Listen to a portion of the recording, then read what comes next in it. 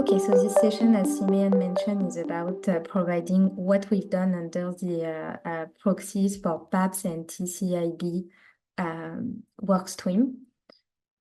So before we start into providing a bit of update on what the workstream have done, I just wanted to give a bit of background information.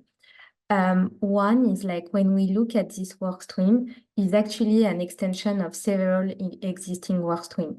So the first one being the interscheme workstream that we just presented progress about. And the difference between the interscheme workstream and this specific workstream is the fact that, as I mentioned in the last presentation, that to start with, in the interscheme workstream, we took the assumption that we were trying to connect actually two module loop instances, or at least two instances that follow some of our the core level 1 principle, where effectively under this workstream, the idea would be to connect a module loop instance to a non-module loop instance, and specifically to TCIB clearing system.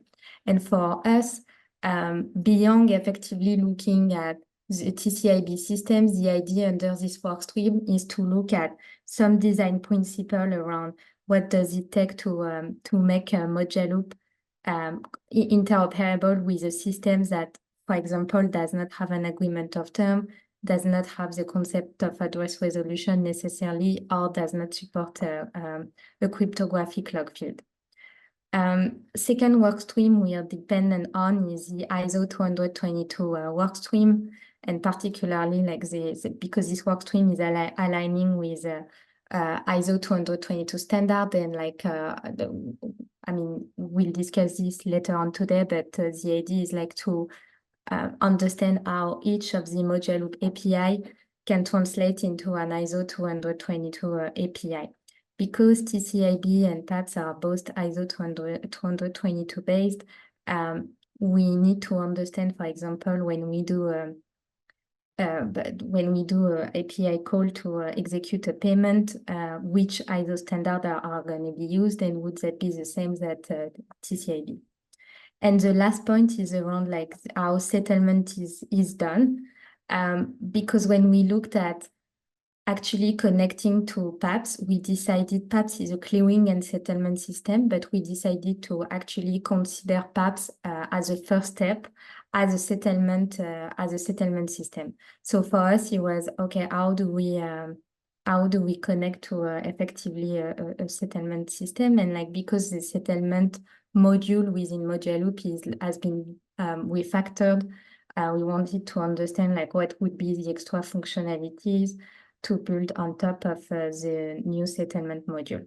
So that's why effectively, if you look at the participant of proxies for TCIB and PAPSS, there are a lot of participants that are also participants of this workstream, so that we could understand the progress of these various workstreams and understand how we build on top of them.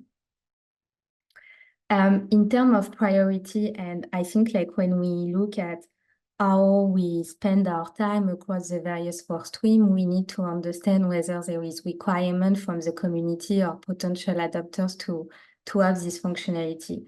To be fair, when we look at this work stream and whether there is a need to create a connection between module loop and TCIB, or whether there is a need to use PAPSS natively as a settlement system, actually there is currently no requirement from the community or potential adopter.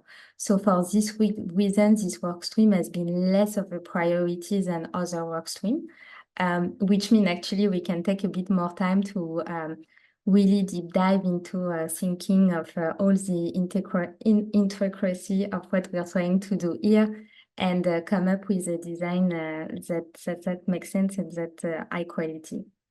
So when I say that there is no basically requirement to build this, what does that mean? So it means that so far there is no requirement of supporting a payment flow where the payment has been initiated in Moja Loop, but need to be forwarded to a TCIB to be cleared, or vice versa. That is to say that a payment has been received from TCIB system and need to be forwarded to a Moja Loop system to be able to be cleared.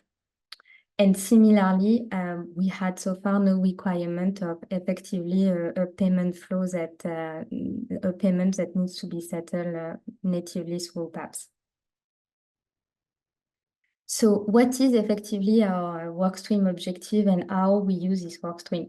So for us, it's all about interoperability and making sure that a Moja Loop system can be seamlessly interoperable with a clearing system, namely TCIB, and a settlement system, namely PAPSS.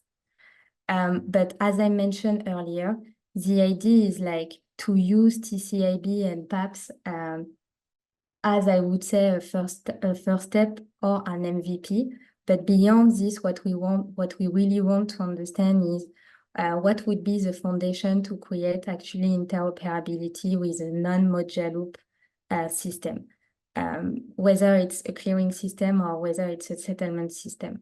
So we focus on this quite significantly, actually, understanding what does that mean to be an interoperable system, and also like what are the properties of the payment we really want to retain, and what are the things we're willing to compromise, and if so, how do we do this? So for example, how do we interact with a clearing system that doesn't have agreement of terms, and effectively like where do we introduce sort of some adjustment in our workflow? Sorry, I'm just gonna check. Is there any question on the background information or objective before I move on? Okay. So what we've done in this PI? So this PI has been very much focused on how should we think of interoperability and how we should effectively like design it. So first, like we focus a bit on like what is the focus on this work stream compared to the other work streams that we have, and especially like what is the main differentiation between the inter-scheme work stream and this work stream. So what we discussed and agreed within the work stream is on the inter-scheme work stream. The first step, as I mentioned earlier, would be to focus on connection between two Moja Loop instances. And under this work stream, what we would look at is like proof that the model can work when actually we are trying to connect a Moja Loop instance and a non-Moja Loop instance or system. We also like managed to get both the definition set of PAPSS and TCIB. Unfortunately, it took a bit of time, so the work stream was a bit paused for a couple of weeks while we were trying to get this definition and understand exactly how both systems work. And now, like as I mentioned earlier, we have really narrowed down the scope of what we want to achieve. So that like, you know, for the, and started to discuss about the design as well. So when I say we narrow down the scope, for example, like, as I mentioned a bit earlier, PAPSS is both a clearing and settlement system, but for us, we will only focus on the settlement of using PAPSS as a settlement system. We can look later as like potentially a connection for clearing, but not in the first instance.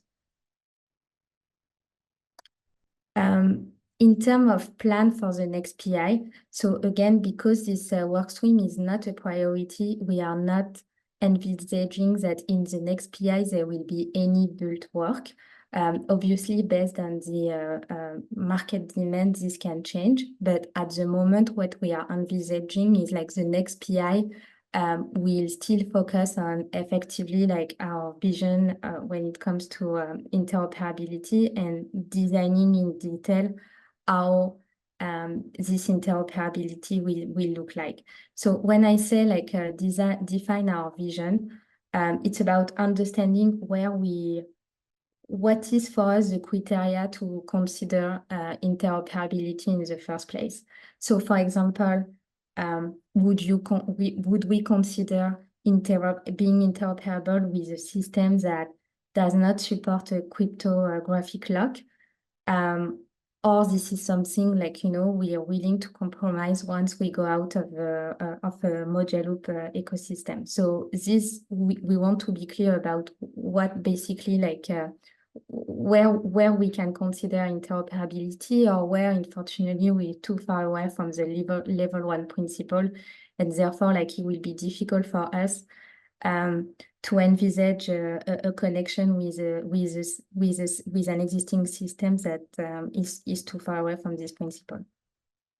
So that would be step 1.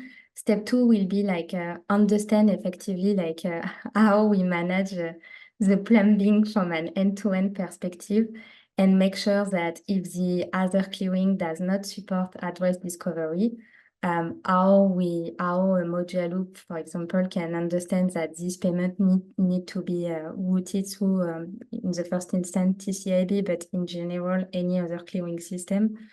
And same question around the agreement of term and the cryptographic lock, but I just mentioned it. And then for us, it will be understanding how, in terms of the settlement matrix that we produce and the settlement report that are now produced with the next version of the settlement module, how actually the output that we produce can be submitted directly to PAPSS. And once we've clear about our vision in detail and basically the criteria on how we can consider, like I said, connecting to a different system, and the design has been completely ironed out, we'll capture basically this conclusion in the form of a user story. So similar to basically the inter-scheme workstream. So we welcome any participation to the workstream. The workstream is called Proxy TCIB PAPSS. So there is also a Slack channel. For this workstream, we meet every other Wednesday at 8 UTC. And again, same as the previous work stream, if you click on the description of the work stream in the Slack channel, you'll see the Zoom details to join the meeting.